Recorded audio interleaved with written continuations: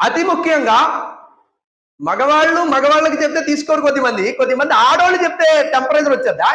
నాకు చెప్తావా నువ్వు? భార్య చెప్పింది ఉదాహరణకి, మీలో కోపం ఎక్కువైపోతుంది, కొద్దిగా తగ్గించుకోండి అని చెప్పి. అస్సలు సమస్య లేదు, నాకు చెప్పేంత దాని అయిపోయావు నువ్వు, నాకే చెప్తావా నువ్వు? సోదరులారా, పెద్దలారా, ఈ గర్వం అనేది సర్వనాశనానికి మూల కారణం, సర్వనాశనానికి మూలాధారం ఇదే గర్వం. ఏ రకంగా కూడా గర్వపడకూడదు.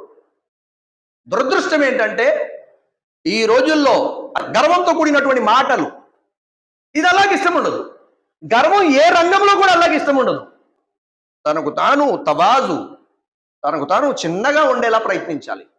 ఎప్పుడైతే ఇలా ప్రయత్నిస్తాడో ఆ మనిషిని అల్లా తబారక్ తఆలా గౌరవం పెంచుతూ పోతాడు. ఎప్పుడైతే మనిషి తనకు తాను నేను గొప్పవాణ్ణి, నేను పుణ్యాత్ముణ్ణి, నేను ఉత్తముణ్ణి అన్నటువంటి గర్వం కనుక వచ్చిందంటే తప్పకుండా అల్లా తబారక్ తఆలా అతన్ని అగౌరవం చేసి చూపిస్తాడు.